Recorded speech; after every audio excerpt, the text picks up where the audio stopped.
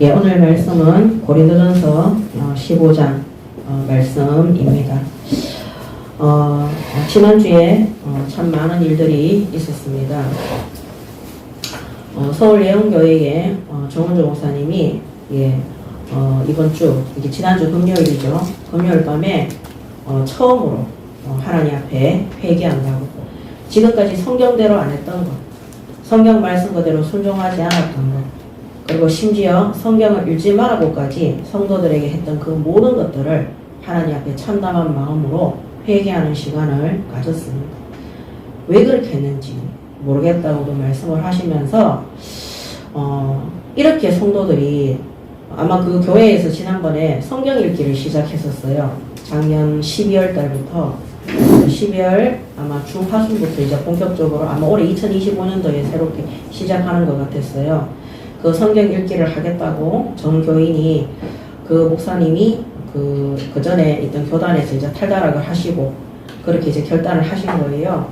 했는데 뭐라고 회개를 하시냐면은 성도들한테 내가 정말 잘못했다고, 죄송하다, 너무너무 잘못된 행동을 했다고 그렇게 말씀하시면서, 그렇게 성도들이 성경을 사모하고 말씀을 사모하고 성경 읽기 하겠다 그랬는데 그렇게 갈급한 심령으로 기다리는 것을 정말 본인은 처음 봤다고, 목회자로서 주의 종으로서 하나님 앞에 회개뿐만 아니라 성도들 앞에도 진실로 사과하고 고백하고, 금요일이니까 금요 철야 예배였거든요. 하나님 앞에 성도들과 함께 부르짖어서 잘못했던 것들을 하나님 용서해 달라고 기도하는 것을 잠깐 제가 올린 것을 봤습니다. 참 감사했어요. 물론 그 목사님도 잘못한 것이 정말 많이 있습니다. 그것은 장차 하나님께서 앞으로 진짜 참 축복을 주시기 위해서 징계하시고 심판하시겠죠. 그거는 하나님께서 하실 부분인데, 그렇지만 주의 종이, 목회자가 하나님이 우리에게 주신 성경 말씀 그대로, 하나님의 말씀 그대로 전달하고 심부름해야 되는데, 그 직무를 버리고 그 직무를 가볍게 여기고 그 직무의 소임대로 일하지 않고 다른 거 전달하고 다른 것에 방향을 맞추어서 많은 주의 양무리들을 어려운 길로, 폐악의 길로, 하나님의 말씀을 대적하는 길로 심부름한 것에 대해서 목사님이 부끄럽지만 정말 자신의 잘못을 회개하고 하나님 앞에도 용서를 빌고 성도들한테 용서를 비는, 그것은 정말 하나님 앞에서, 성도들 앞에서 잘한 일이라고 생각을 합니다. 그래서 많은 사람들이 댓글을 달았어요. 목사님 이제라도 그렇게 해주셔서 너무 감사하다고, 목사님 그렇게 말씀하시고 회개해 주시니까 자기들이 살 것 같다고, 그 교회 교인들일 수도 있고 또 그 교회가 진심으로 하나님 앞에 바르게 말씀 전달하기를 원하면서 기도했던 많은 사람들이 중심을 모아서 그렇게 댓글을 다는 것 같습니다. 그래서 오늘 말씀의 제목이 성경대로 부활하신 그리스도입니다.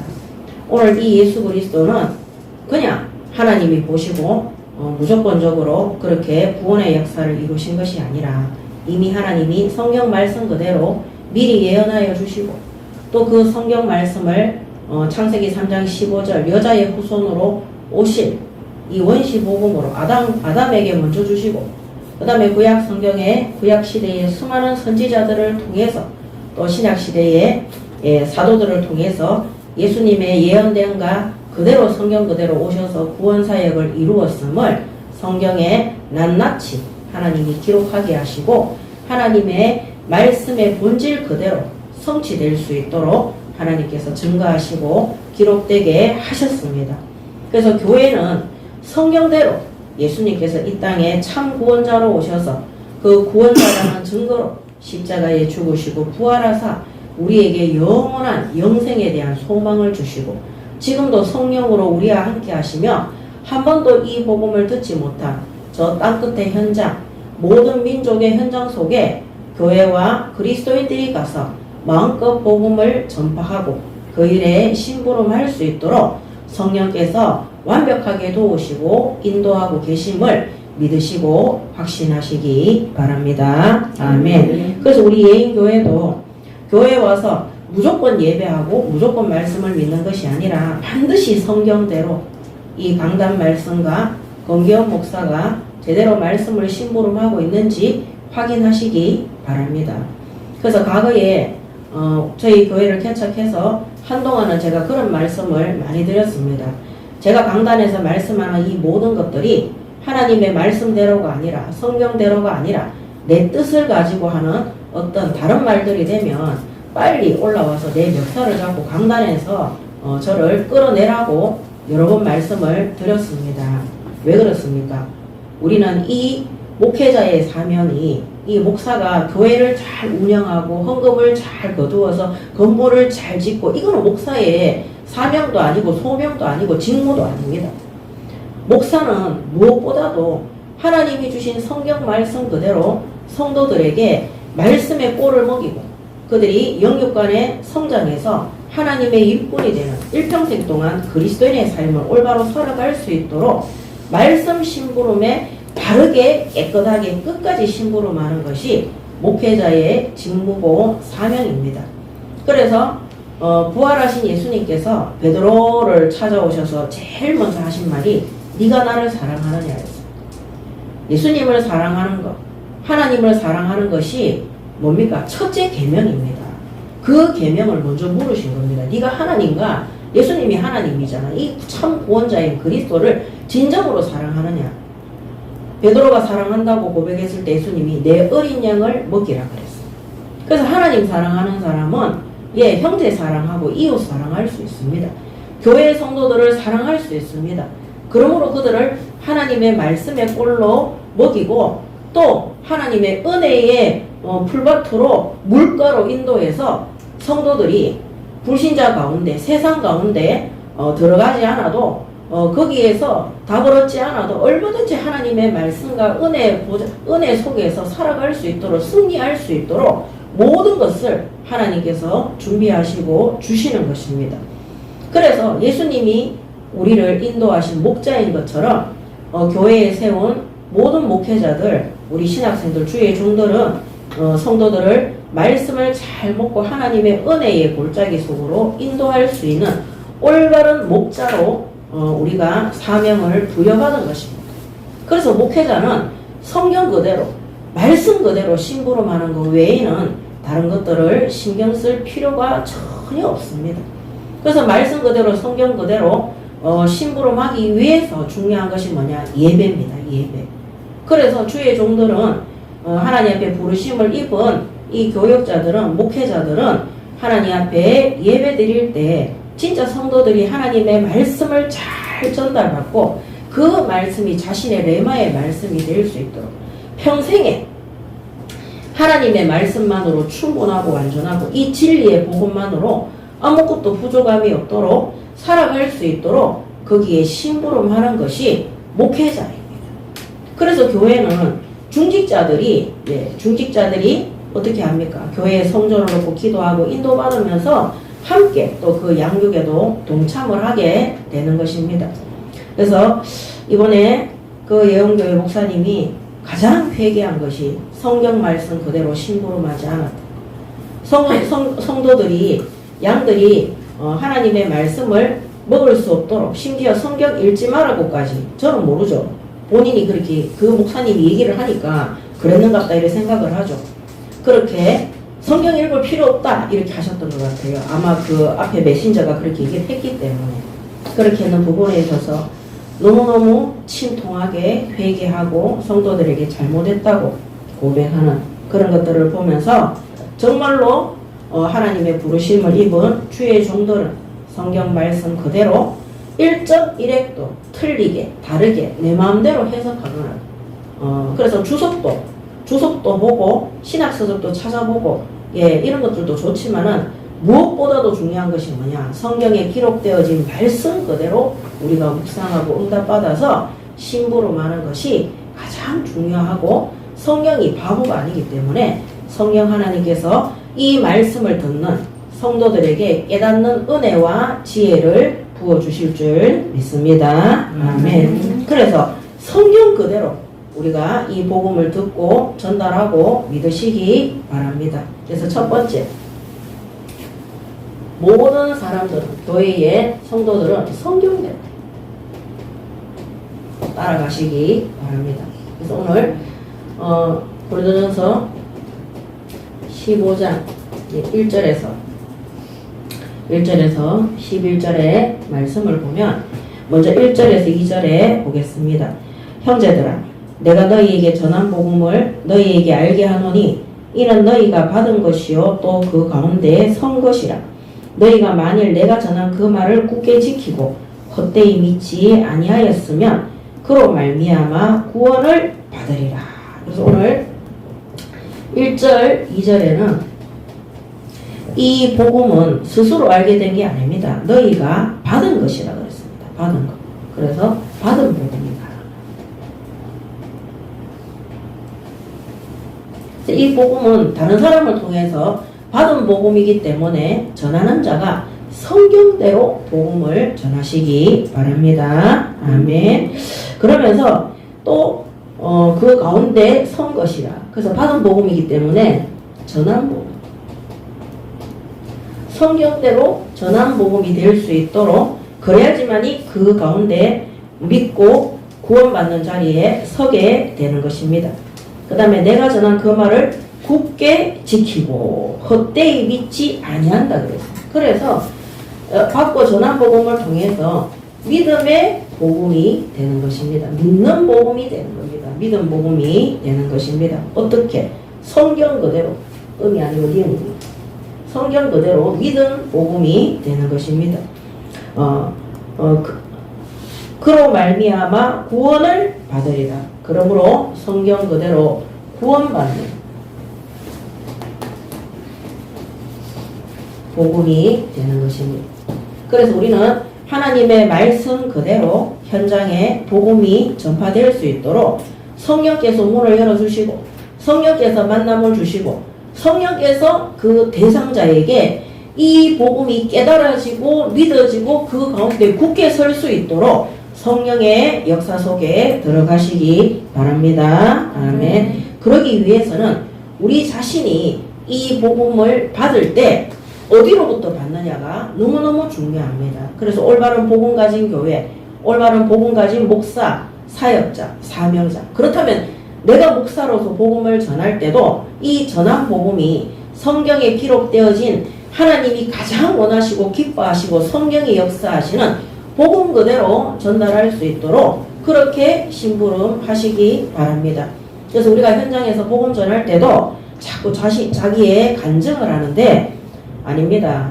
저는 항상 복음 전할 때 성경에 보면 하나님이 이렇게 기록했다고 하면서 말씀을 100% 그렇게 전달을 합니다. 왜냐하면 제가 만난 하나님을 전달하는 것이 아니라 성경에 기록되어진 그대로 하나님이 우리에게 보내신 그 예수 그리스도를 말씀 그대로 믿을 때 구원받았기 때문입니다. 그러므로 오늘 현장에 복음을 전할 때 또 우리가 받는 사람들이 받을 때 그것을 또 믿어서 구원 가운데 이르는 복음이 될 때 성경에 기록되어진 그대로 성경에 우리에게 전달되어진 그대로 바르게 심부름하시기 바랍니다. 아멘. 그래서 3절에 보면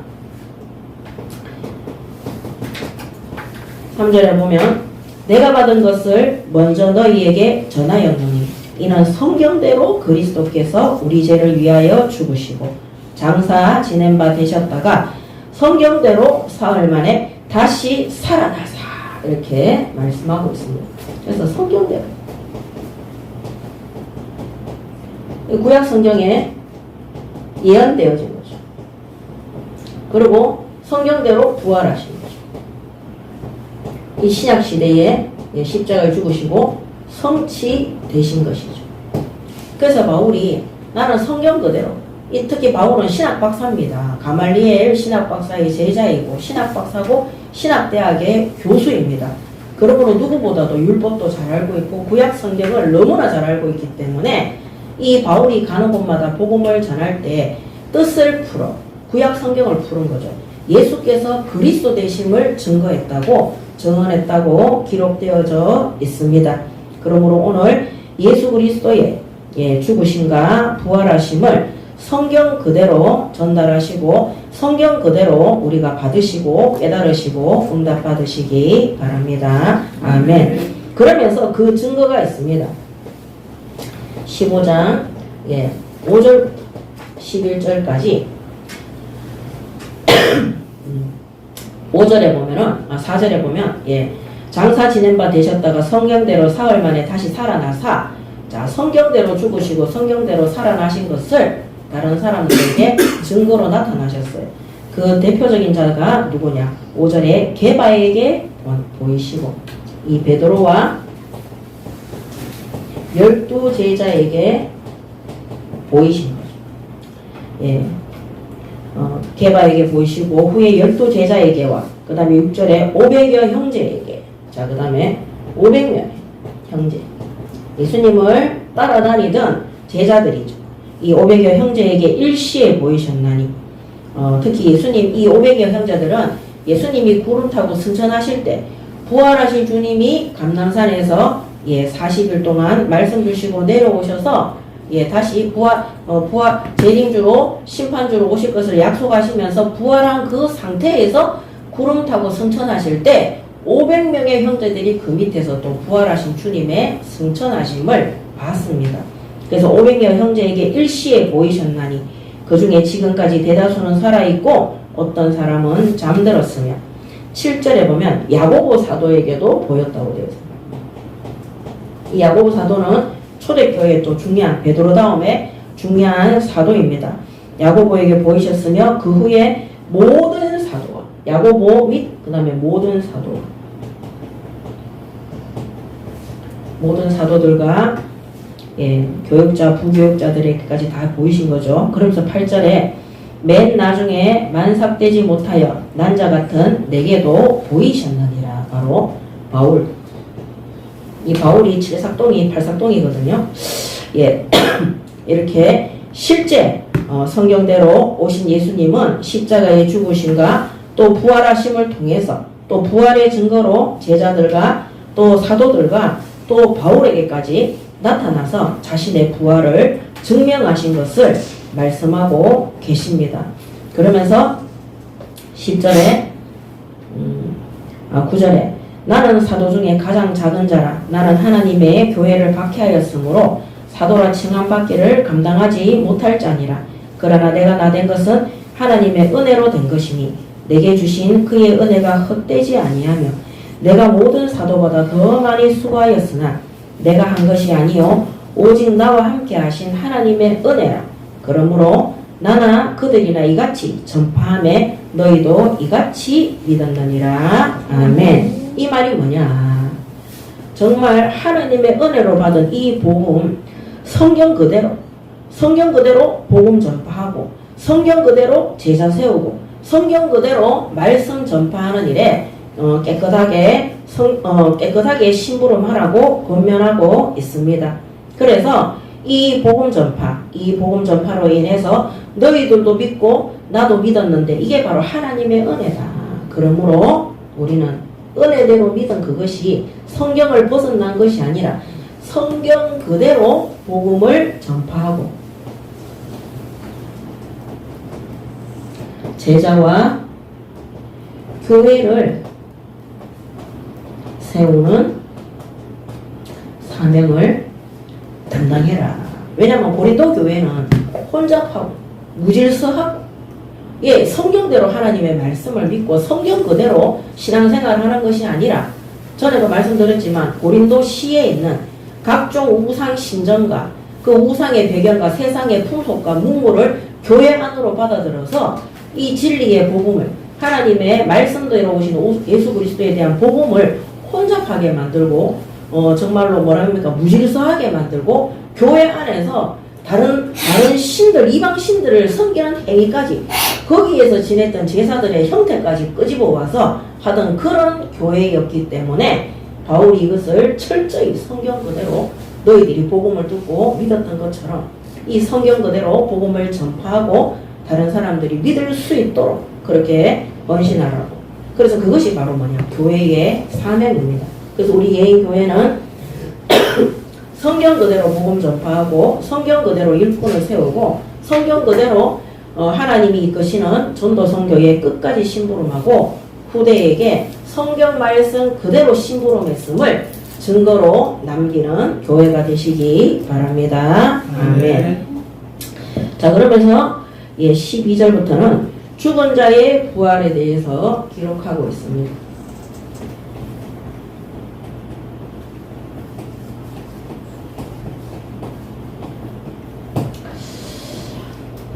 그 회개하셨던 정우정 목사님이 11월 말까지만 해도 그 교단에서 나간 저희들을 보고 사탄의 괴수라고 얘기했고요.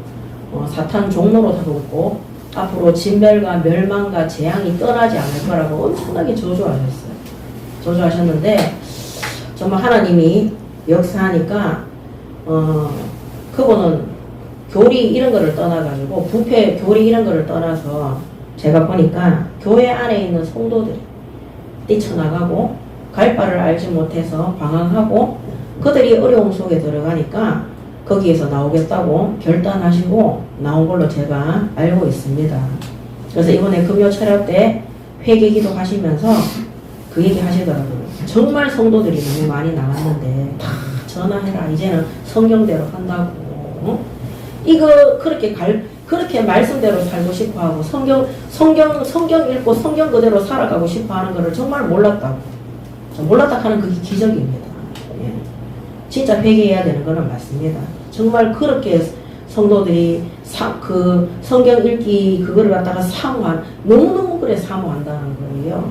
그래서 그거를 보고 전부 다 부교육자들한테 전화 다 돌려서 그 나가는 사람들 다 돌아오라고 그렇게 이제 전달시켰다고 말씀하시더라고요. 오늘 우리가 죽은 자의 부활에 대해서 성경 그대로 교인들에게 정확하게 말씀으로 답을 주고 우리 교회 성도들도 죽은 자의 부활입니다. 이 부활의 대표적인 첫 열매가 바로 예수 그리스도입니다.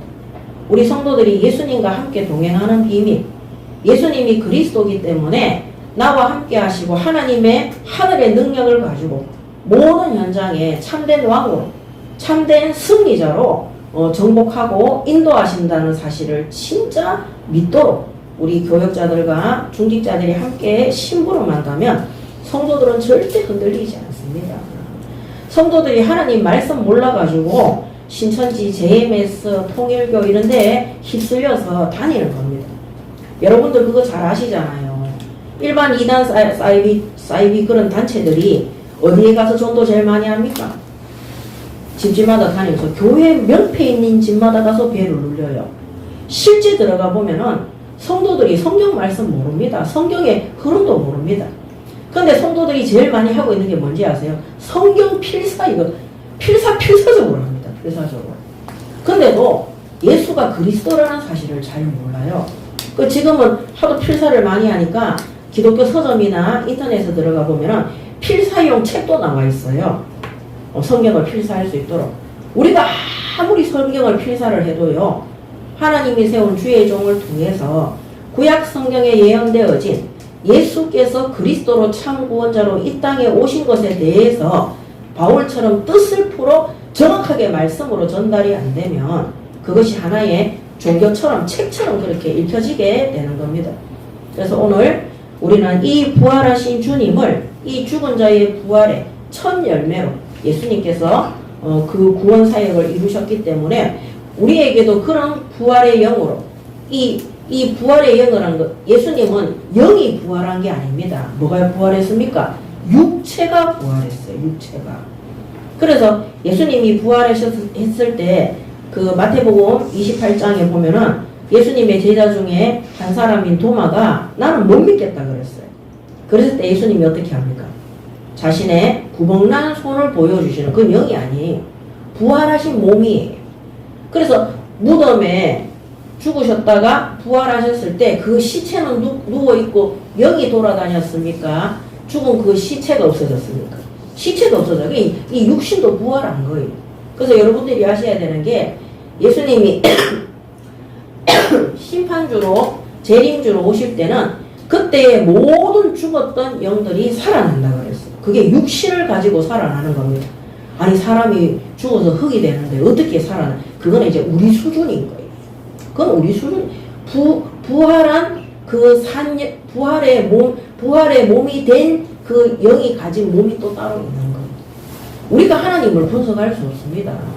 우리가 부활의 영에 대해서 정확하게 말씀을 통해서 믿어야지 되지, 그거를 과학적으로 증명하기 위해서 그렇게 할 수가 없는 것입니다. 그래서 하나님이 우리를 장차 부활의 영으로 천국의 장자들로 예수님을 다음으로 해서 우리를 거기에 천국으로 올리시는 겁니다. 얼마나 감사하고 기쁜지 모릅니다. 그러므로 우리가 살아있는 동안에 우리의 육신이 부활의 영으로 흠없이 보존될 수 있도록 제약된 길과 악한 일에서 떠나시고 돌이키시기 바랍니다. 아멘. 그리고 우리가 거룩한 성전이 될 수 있도록 하나님이 불러서 임명하셨으므로 우리의 육신도 아무렇게나 사용하시고, 우리가 하나님 앞에 지금 예배 드릴 때 내 영만 쏙 빠져나가지고 예배 드리는 게 아니잖아요. 우리의 육신 전체가 성전이라 그랬어요. 하나님의 성령이 담겨있는. 그러므로 우리의 육신도 진짜 하나님이 보시기에 거룩하고 흠없는 육신이 될 수 있도록 기도하시고 응답받으시고 인도받으시기 바랍니다. 아멘. 그래서 예수 믿기 전에 술 마시고 담배 피우고 음란하고 방탕하고 다른 사람 속이고 거짓말하고 사기치고 이런 거 하던 사람들이 진짜 예수 믿고 돌아오잖아요. 그 육신의 행위들도 변화되고 성화되어져서 거룩한 삶을 살도록. 그래서 갈라디아서 5장 22절 23절 말씀 그대로 성령의 열매 맺는 삶을 살아갈 수 있도록 성화의 단계로 들어가도록 되어 있습니다. 맨날 첫날 악한 일에 앞장서고 맨날 돈계산만 하고 그 다음 다른 사람 어렵게 하고 그 다음에 내 손해보는 거는 1도 용납을 못하고 거짓말하고 속이고 불평불만하고, 이게 초신자 때는 그럴 수 있습니다. 근데 예수 믿고 10년, 20년, 30년이 됐는데도 제약된 길에서 악한 길에서 떠나지 못한다면 진짜 그 영혼이 구원받았는지 한 번쯤은 점검해 봐야 되는 것입니다. 자, 그래서 죽은 자의 부활에 대해서 첫 번째는 12절에 그리스도께서 죽은 자 가운데서 다시 살아나셨다 전파되었거늘 너희 중에서 어떤 사람들은 어찌하여 죽은 자 가운데에서 부활이 없다 하느냐. 만일 죽은 자의 부활이 없으면 그리스도도 다시 살아나지 못하셨으리라. 그리스도께서 만일 다시 살아나지 못하셨으면 우리가 전파하는 것도 헛것이요 또 너희 믿음도 헛것이며 또 우리가 하나님의 거짓 증인으로 발견되리니 우리가 하나님이 그리스도를 다시 살리셨다고 증언하였습니다. 만일 죽은 자가 다시 살아나는 일이 없으면 하나님이 그리스도를 다시 살리지 아니하셨으리라. 만일 죽은 자가 다시 살아나는 일이 없으면 그리스도도 다시 살아나는 일이 없었을 터이요. 한마디로 그리스도의 부활에 대해서 우리 강력하게 증언하고 있습니다. 그러면서 17절에 그리스도께서 다시 살아나신 일이 없으면 너희의 믿음도 헛되고 너희가 여전히 죄 가운데 있을 것이요.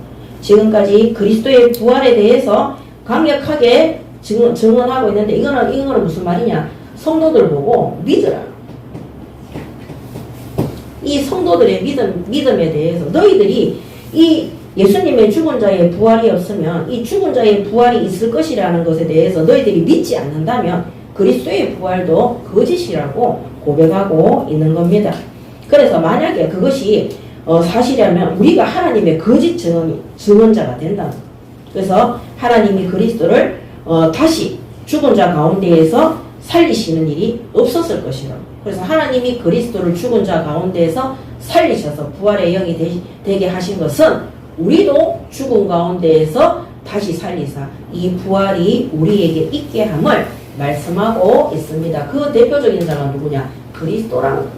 그래서 예수 그리스도는 하나님이라는 증거로, 구원자이라는 증거로, 또 부활의 영으로 첫 번째 영으로 하나님께서 인정하신 그대로 예수님께서는 부활하신 참 그리스도이심을 증언하고 있습니다. 자, 그러면서 그리스도께서 다시 살아나신 일이 없으면 너희의 믿음도 헛되고 너희가 여전히 죄 가운데 있을 것이요. 18절에 또한 그리스도 안에서 잠자는 자도 망하였으리라. 예수 믿고 죽은 자들 소용없다는. 그러면 너희들이 하는 이 복음 전파 헛된 예배다. 그래서 성도들이 정말 그리스도의 부활을 믿고 고린도 교회 안에 있는 성도들한테 부활하신 그리스도에 대해서 정말로 믿고 여기에 대해서만 복음 전파에 신경 쓰지 죽었니 안 죽었니. 왜냐면 이때 당시에는 바리새인이나 사두개인 같은 경우는 영도 없다 부활도 없다 뭐 이런 시대였기 때문에. 근데 이것이 예수님의 제자들과 바울이 전했던 복음이 아니라 고린도 그 시와 또 그 앞전에 믿었던 바리새인이나 또 유대교의 율법에 그렇게 감염되어져 있는 거짓 선지자들을 통해서 고린도 교회 안에 들어와 있는 그런 무질서하고 어지러운 그런 모습이었어요. 오늘날 교회가 복음 강조하지 않고 말씀 강조하지 않고 정말 성경 그대로 하나님 말씀 심부름하지 않는다면은 우리는 카드락하는 통신 알죠? 예수님이 부활했을 수도 있다 카더라. 말은 뭐라 합니까? 부활하신 예수님께서 지금 왕 선지자 제사장으로 나와 함께한다 이렇게 하지만은 실제로는 어떤 문제 터지면은 세상에서 하던 방법 그대로 끌고 들어와서 그렇게 교회 안에서 종교 생활하고 정말 육신적인 생활하는 것들을 우리가 볼 수 있습니다. 말로는 예수님께서 십자가에 의해서 모든 거 다 이루었다 이러면서 조그마한 문제 생기면 어떻게 됩니까? 예수님 없어. 예수님 십자가 사건하고 내하고 아무 상관이 없는 거예요. 부활하신 주님이 성령으로 나와 함께 하시고 하늘의 권능을 가지고 하나님의 권세를 가지고 우리와 함께 한다 해도 전혀 기도하지 않고 불평불만 염려 걱정 의심 나중에는 병 들어가지고 막 정신병이 오고 우울증이 오고 막 이렇게 되는 겁니다.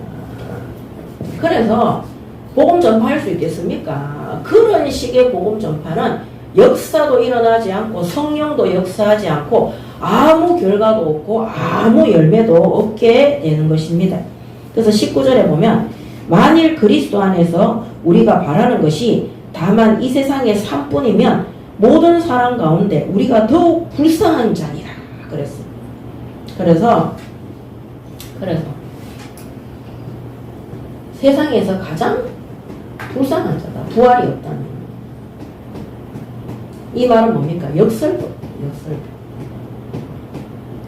그러면 너희들이 지금 교회에 와서 이렇게 예배 드릴 필요가 없다는 거예요. 그래서 바울이 강력하게 강조하는 역설, 바로 그리스도의 부활, 죽은 자의 부활에 대해서 강력하게 말하고 있습니다.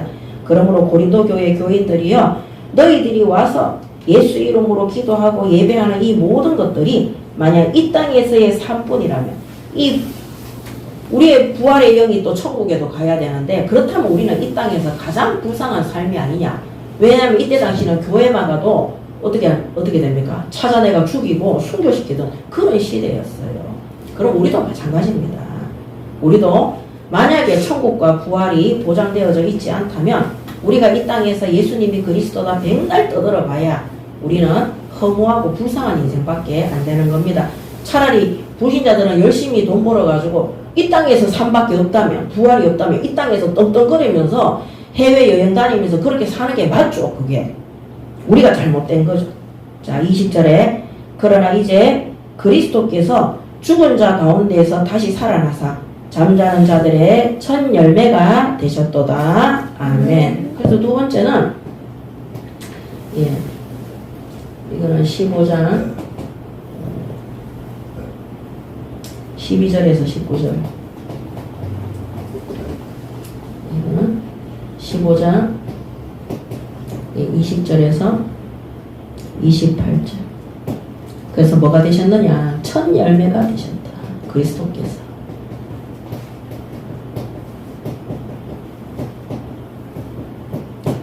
사람이 첫 열매가 되면 될 수도 있고 안 될 수도 있어요. 근데 하나님이신 예수님을 성부 하나님께서 부활의 첫 열매 되도록 증표로 탁 주신 것입니다. 뭐 좀 쉽게 유치하게 얘기하자면은 공부 꼴찌 하는 애가 공부 그거 별거 아니다 이렇게 하면은 믿어요, 안 믿어요? 안 믿잖아요. 근데 전교 1등 하는 애가 뭐 10년, 20년 동안 일단 보통 12년 동안 우리가 대학 가기 전까지 맞습니까? 공부하잖아요. 12년 공부합니까? 초등학교 6학년, 중고 6년, 12년 동안 맨날 전교 1등 하는 애가 공부 그거 별거 아니고 교과서 중심으로 하면 된다면 그거 믿습니까? 안 믿습니까? 믿잖아요. 그래서 우리 인간이 제약 속에 있는 인간을 부활의 첫 열매로 쓰신 것이 아니라 참 하나님이시고 하나님의 하나뿐인 독생자이신 예수 그리스도를 십자가에서 죽게 하시고 부활하사 부활의 첫 열매로 대표로 증거로 하나님이 세우신 것입니다. 그렇다면 첫 열매 되신 이 예수 그리스도를 믿으시고 우리의 부활을 믿고 기뻐하시기 바랍니다. 아멘. 그래서 사망이 한 사람으로 말미암았으니 죽은 자의 부활도 한 사람으로 말미암는도다. 아담 안에서 모든 사람이 죽은 것 같이 그리스도 안에서 모든 사람이 삶을 얻으리라. 22절에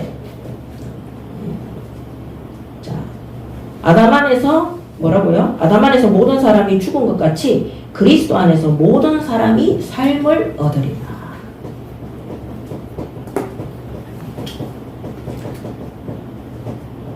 모든 사람이 삶을 얻으리라.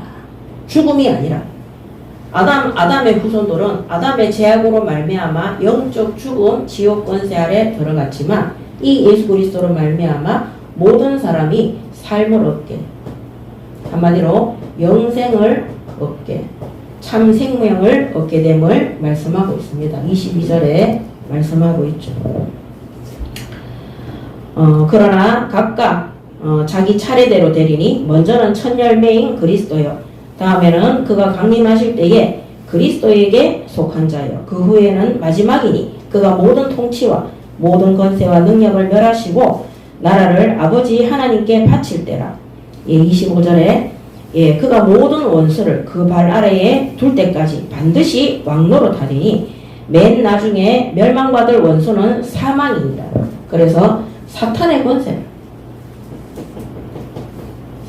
권세를 완전히 깨뜨리신 왕으로 예수 그리스도께서 우리를 살리시고 그 이름 앞에 흑암이 완전히 꺾이고 복종할 수 있도록 원수가 사망되도록 예수님께서 승리하셨습니다. 그래서 27절에 만물을 그의 발 앞에 두셨다 하셨으니 만물을 아래에 둔다 말씀하실 때에 만물을 그의 아래에 두시니가 그 중에 들지 아니한 것이 분명하도다. 만물을 그에게 복종하게 하실 때에는 아들 자신도 그때에 만물을 자기에게 복종하게 하신 이에게 복종하게 되리니 이는 하나님이 만유의 주로서 만유 안에 계시려 하심이라. 그러므로 만유의 주 되신 하나님께 예수 그리스도도 완전하게 복종하시는 겁니다.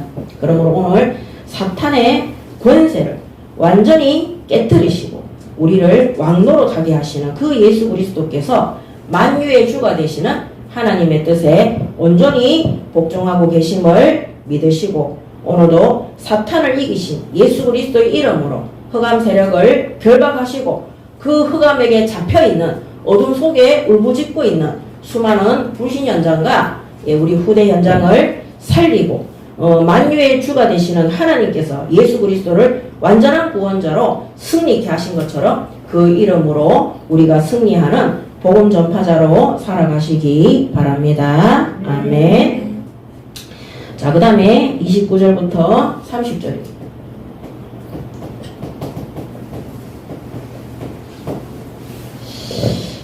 만일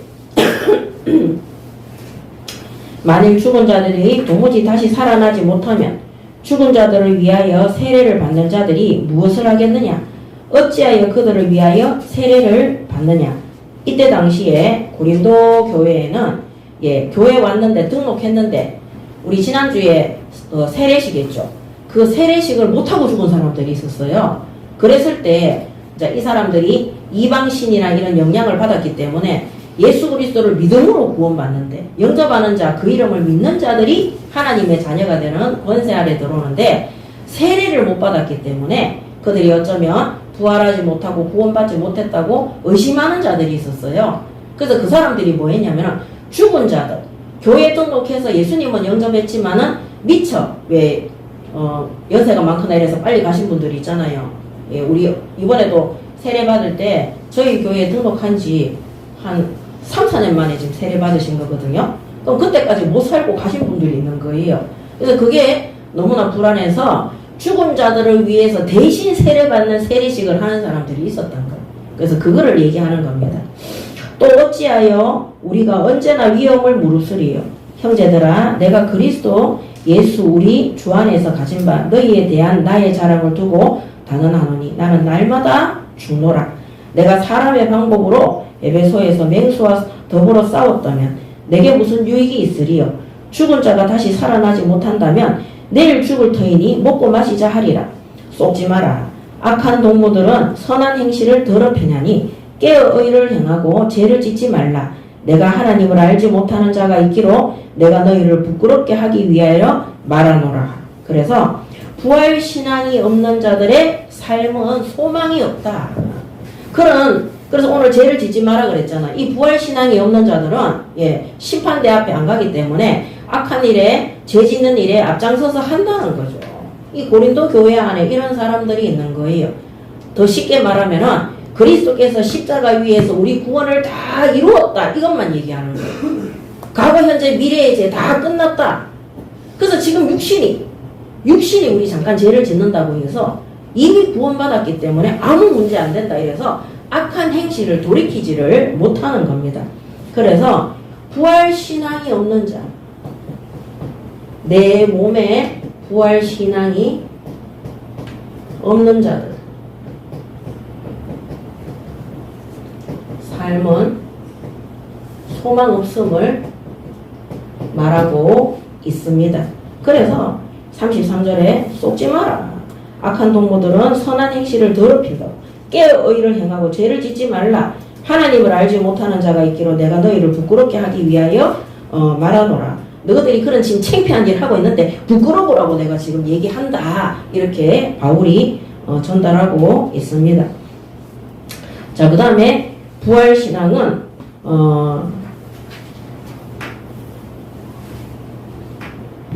34절까지죠. 예, 그래서 부활신앙은 악한 행실에서 성도들을 지킨다.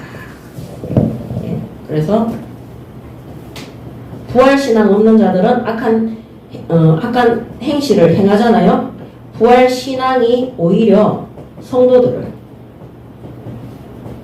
악한 행실에서 지킵니다. 예, 부활신앙이 있기 때문에 하나님 앞에 서기 때문에 또 우리 부활한 영이 천국에 가기 때문에 더 이상 죄 가운데 잡히지 않도록. 그래서 진짜 하나님을 믿고 순종하는 자들은 오늘 이 성경 말씀만 봐도 사도 바울이 죄 지으라고 합니까? 자범죄 짓지 말라고 합니까? 짓지 말라고 얘기합니다. 그거는 악한 행실이고 악한 형제들과 더불어 있는 것이고 너희들이 부끄러운 것이기 때문에 바울이 말하는 거라고 기록하고 있습니다. 그 다음에 이 부활이 없으면은 이 부활에 대한 것이 없으면 이 기독교의 이 윤리와 도덕과 성적으로 반드시 타락이 오도록 되어 있습니다. 예수님이 부활하셨기 때문에 지금도 무엇으로 함께합니까? 성령으로 살아계신 하나님의 영으로 역사하고 인도하십니다. 그래서 이 부활에 대해서 우리가 진정으로 구원받아서 부활의 영으로 천국의 이 축복과 이거를 미리 가지고 있는 거를 부인하게 되면요, 우리가 이 땅에서도 기독교 윤리적으로 세상의 도덕적으로 성적으로 타락하고 부패하고 변질되도록 되어 있습니다. 그래서 생각해 보세요. 우리 앞전에 있었던 그 교단에서 예수님은 부활해서 지금도 성령으로 나와 내주하고 인도하고 역사한다는 메시지 많이 들었어요? 안 들었어요? 그때 왜냐하면 지금 예수님이 부활해서 성령으로 나와 함께 하는데 성적인, 도덕적인, 윤리적인 타락이 있을 수 있습니까? 없습니다. 어떻게 하나님이 살아서 지금 내게 성령으로 역사하는데 우리가 그런 악한 일에 심부름할 수 있습니까? 그래서 우리가 말씀 들을 때 잘 들어야 됩니다. 말씀 들을 때. 그래서 옛날에 제가 신학교에 학생들 데리고 전도 캠프 할 때 우리 그 팀원 중에 전도사, 여자 전도사가 있었는데요. 이 사람이 저랑 같이 기숙사를 쓰는데, 그 전도사에, 하여튼 어떤 전도사가 저랑 같이 기숙사를 쓰는데, 지난번 PD 수첩 때 일본으로 나왔던 성적 타락 목사님 교회에 다니는 전도사였어요. 신학생이었어요. 근데 걔가 저한테 1대1로 상담 신청을 했어요. 그 신청 내용이 뭐였냐면요. 왜 우리 교회 담임 목사님은 예배 시간에 귀신이 보인다고 얘기한다. 귀신이 저쪽 끝에 서서 있고 이쪽 끝에 서가 있고 24 귀신이 보인다고 얘기하는데 저에게 그때 제가 전도사죠. 전도사님 그게 맞습니까? 목사님이 나는 지금도 귀신 본다. 전도 선교하는데 아무 문제 되지 않는다. 복음이 전파되는 데는 아무것도 문제되지 않는다. 근데 그때 저는 어떤 생각, 성경에 보면 귀신 들린 사람들은 정상이 아니잖아요. 귀신 들려 점치는 소녀가 점술로 많은 사람들한테 돈 받고 이용당하고, 그죠? 그 다음 거의 사라지만 군대 귀신 들린 사람은 돌로 자기 몸을 자해하고, 귀신 들렸더니 간지레가 앞으로 뒤로 거꾸로 넘어지고 엎어지고, 이게 귀신을 보고 귀신 들린 자들의 모습인데, 어떻게 목회자가 귀신을 보면서 아무것도, 그럼 하나님이, 그러면서 하나님이 본인에게 주신 은사라는 거죠. 제가 고린도전서 찾아봤다니까요. 귀신 보는 은사는 없어요. 예언과 방언과 통변. 그런데 있잖아요. 그래서 제가 그때는 내가 봤을 때는 성경적이지 않고 그거는 잘못된 것 같은데 내가 잘 모르겠다 그랬어요. 왜 그러냐면 그 목사님 유명한 목사님이고 인도네시아에 막 선교지에 뭐 학교 세우고 이카시이기 때문에 감히 제가 어떻게, 그리고 저는 그때 학생이었고 그 뭡니까 이 신학교 교수님이었어요. 또 예배 그 수업 시간에 보면 또 되게 또 은혜도 많이 받아요. 그런데 여러분 그 귀신 본다는 그 메시지를 제가 헛되이 들은 거. 그렇게만 상담하고, 근데 얘도 계속 시달리는 애였어. 그 자기는 항상 예배 시간 힘들다고 얘기했어. 근데 중요한 거는 뭐냐. 이번에 피리수도 때 일본으로 나왔던 그 부산의 땡땡땡 교회의 땡땡땡 목사님. 역시 성령의 역사가 아니라 악령의 역사는 이 기독교 윤리 도덕 성적 타락 속에 이미 들어가 있는 겁니다. 그래서 제가 야 그렇구나. 정말로 그 사람이 평상시에 강단에서 목회자가 어떤 시달리는 부분이나 어떤 어려운 부분이나 그다음에 개인적으로도 어떤 중직자든 성도들이 와서 자꾸 불신하고 염려하고 걱정하고 이런 거 있잖아요. 다 연결됩니다. 부활신앙을 믿는 겁니까? 안 믿는 겁니까? 안 믿는 겁니다. 어떻게 부활하신 하나님이 나와 함께 하시는데 조그마한 어려움이 온다고 해서 그렇게 불신앙을 하고 다른 사람을 괴롭히고 어렵게 합니까? 저는 많이 모함당했거든요. 많은 어려움을 겪었어요. 그때마다 제일 이해가 안 되는 거예요. 어떻게 복음 가진 목사가 저럴 수가 있지? 어떻게 그게 나중에는 생각이 깊어지니까 이 정신병으로 오는 거예요. 근데 하나님께서 저에게 뭐라고 깨닫게 하셨냐면 다 네가 문제라는 메시지. 근데 그 문제가 내가 문제야라고 생각을 하니까 답이 안 됐어요. 근데 나중에 계속 기도하니까 하나님 깨닫게 복음 가졌기 때문에 사탄의 공격과 이 복음과 진리를 변질시키기 위해서 흑암이 더 강력하게 역사한다는 거. 그래서 결국 그 사단이 나를 무너뜨리고 하나님을 원망하게 만들도록 하는 것이 사탄의 실체라는 것을 하나님이 깨닫게 하셨어요. 그것 딱 깨닫고 나니까 다 끝난 거예요. 오늘 우리 예인교회의 모든 성도들은 내가 기독교적인 윤리와 도덕과 성적 타락 속에 들어가 있는가 점검해 보시기 바랍니다. 이 윤리적 도덕적인 뭡니까? 입으로는 주여 주여 하면서 실제로는 다른 주를 부르고 있는 거죠. 자기의 삶 속에. 이 중직자를 봤는데 전혀 하나님 믿는 사람처럼 안 보여. 이 목회자를 봤는데 전혀 성령의 열매가 없어. 이 말은 치유 사역인데 하나도 치유가 안 돼. 우리가 이런 부분에 있어서 반드시 하나님은 열매가 나타나서, 하나님은 보이지 않으시지만 보이는 열매들이 나타나서 우리로 하여금 점검하게 하시고 보게 하시고 알게 하시고 깨닫게 하십니다. 그래서 기독교 윤리 이런 성적인 이런 것들이 타락하게 된다. 그래서 이 부활 신앙이 없으면 이런 기독교 윤리적 명령이 무가치하다. 이 부활 신앙이 없으면 이런 것들이 아무리 얘기해도 무가치하게 왜 안 된다는 결론입니다.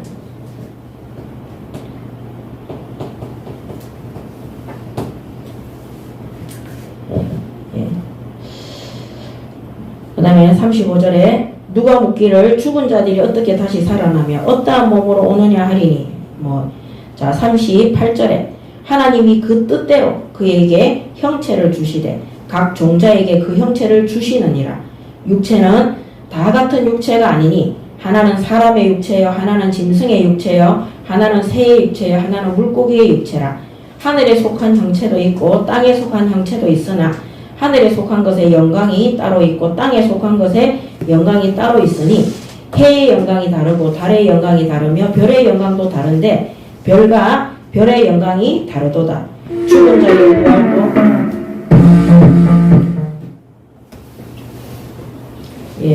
자 죽은 자의 부활도 그와 같으니 썩을 것으로 심고 썩지 아니할 것으로 다시 살아나며 욕된 것으로 심고 영광스러운 것으로 다시 살아나며 약한 것으로 심고 강한 것으로 다시 살아나며 쭉 이렇게 되어 있습니다. 이게 뭐냐? 땅에 속한 자, 하늘에 속한 자 반드시 분리되어져서 나타나고 영광도 분리되어져서 나타남을 말하고 있습니다.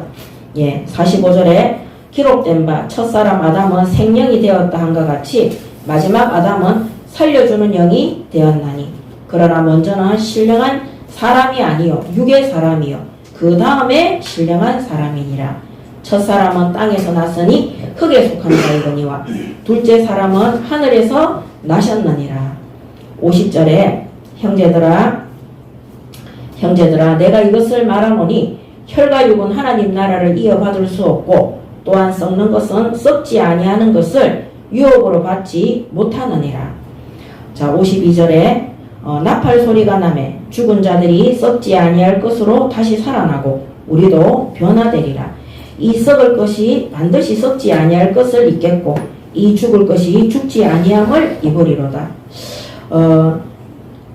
그래서 마지막으로 57절에 우리 주 예수 그리스도로 말미암아 우리에게 승리를 주시는 하나님께 감사하오니 그러므로 내 사랑하는 형제들아 견실하며 흔들리지 말고 항상 주의 일에 더욱 힘쓰는 자들이 되라.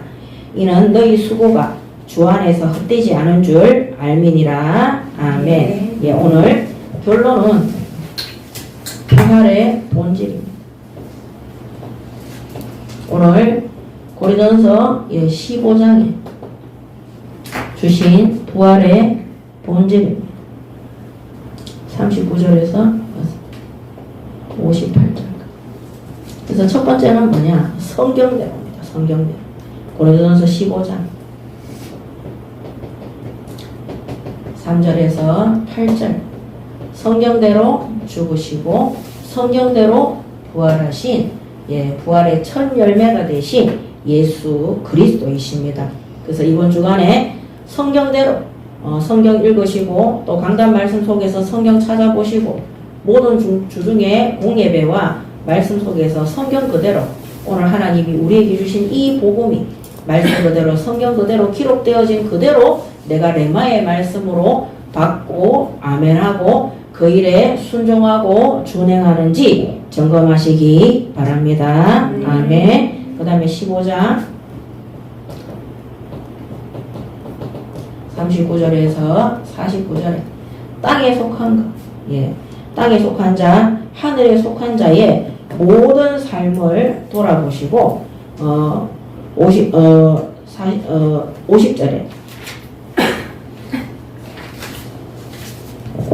50절에 형제들아 혈과 육은 하나님 나라를 이어받을 수 없고 썩는 것은 썩지 아니하는 것을 유업으로 받지 못한다 그랬습니다. 49절에 50절에 50. 그래서 50절 말씀 그대로 땅에 속한 자, 하늘에 속한 자, 땅에 썩어질 것으로 유업을 얻는 자가 되지 말고 하나님 나라를 유업으로 이어받을 수 있는 그리스도의 부활 속에 우리의 부활도 분명히 있음을 알고 우리가 하늘에 속한 자로 땅에 있는 그날까지 하늘에 속한 자의 사명을 끝까지 감당하는 우리 예인교회의 모든 성도들이 되시기 바랍니다. 아멘. 예, 마지막으로 3절에 고린도전서 15장 51절부터 58절 마지막 절까지 빌립보서 3장 20절에서 21절의 소망입니다. 어떤 소망입니까? 영생에 대한 소망입니다. 그래서 우리 주 예수 그리스도로 말미암아 우리가 썩지 않을 이것을 가지고 오늘 57절에 우리에게 승리를 주시는 하나님께 감사함으로 내 사랑하는 형제들아 견실하며 그 다음에 흔들리지 말며 항상 주의 일에 힘쓰는 자들, 항상 주의 일에 힘쓰는 자들, 힘쓰라. 항상 주의 일에 힘쓰라. 그리고 이는 너희 수고가 주 안에서 헛되지 않은 줄 알미라. 아멘. 그래서 빌립보서 3장 20절에서 21절에 그러나 우리의 시민권은 하늘에 있는지라 거기로부터 구원하는 자 곧 주 예수 그리스도를 기다리노니 그는 만물을 자기에게 복종하게 하실 수 있는 자의 역사로 우리의 낮은 몸을 자기의 영광의 몸의 형체와 같이 변하게 하시리라. 아멘. 제일 중요한 게 그겁니다. 우리의 낮은 몸을 자기 영광의 몸의 형체와 같이 변하게 하시리라. 이게 뭡니까? 부활입니다. 부활. 우리 또한 우리의 이 낮은 몸, 죄와 저주 아래에 있었던 우리의 몸이 예수 그리스도로 말미암아 부활의 영이 되는 이 예수의 영처럼 영광의 몸의 형체와 같이 변하게 됨을 믿으시고 날마다 하나님 앞에 기뻐하시고 감사하시고 부활하신 주님이 지금 성경 그대로 우리와 함께 하시고 또 이 복음을 기다리고 있는 전 세계 연장에 성경 그대로 말씀 그대로 전파되어져서 그들도 부활의 영, 이 부활의 몸을 기대하고 소망하며 함께 세계 선교의 심부름하는 교회와 성도들이 될 수 있도록 바르게 심부름하시기 바랍니다. 아멘. 그러므로 영생에 대한 이 영원한 소망을 가지고 이 땅에서 잠시 잠깐의 이 삶을 기뻐하시고 감사하시고 나중에 천국 가서 실컷 쉬시면서 그때 후회하지 마시고 내가 살아있을 때 진짜 하나님 뜻에 순종하고 내가 정말 이 영생을 소망하면서 많은 사람들에게 이 소망을 심어주는 그리스도인으로 살 걸 후회하지 마시고 오늘 하나님이 우리에게 남겨주신 인생 속에서 그 일에 끝까지 심부름하는 예인교회 되시기 바랍니다. 아멘. 기도하겠습니다. 하나님 은혜를 감사합니다. 오늘도 고린도 교회에 많은 사람들이 하나님 무질서와 혼돈 가운데에서 이 부활의 영도 믿지 아니하고 그들의 마음대로 주장하고 마음대로 세례받고 마음대로 함부로 할 때에 바울이 그들을 안타까이 여기고 정말 간곡하고 정말 강력하게 그들에게 부활의 영이신 예수 그리스도를 증언하며 우리의 육신 또한 부활의 영으로 함께 영광의 자리에 들어감을 약속하며 끝까지 심부름한 것처럼 오늘 우리 예인교회도 이 사실을 믿지 않는 불신 현장에 성경대로 기록된 말씀 그대로 그들에게 증언하고 증거함으로 성령께서 깨닫게 하시고 알게 하사 그들이 이 영원한 구원과 영생 속에 들어올 수 있도록 끝까지 심부름하는 교회와 성도들 될 수 있도록 축복하시고 역사하여 주시옵소서. 감사드리며 우리 주 예수 그리스도 이름으로 기도드립니다. 아멘.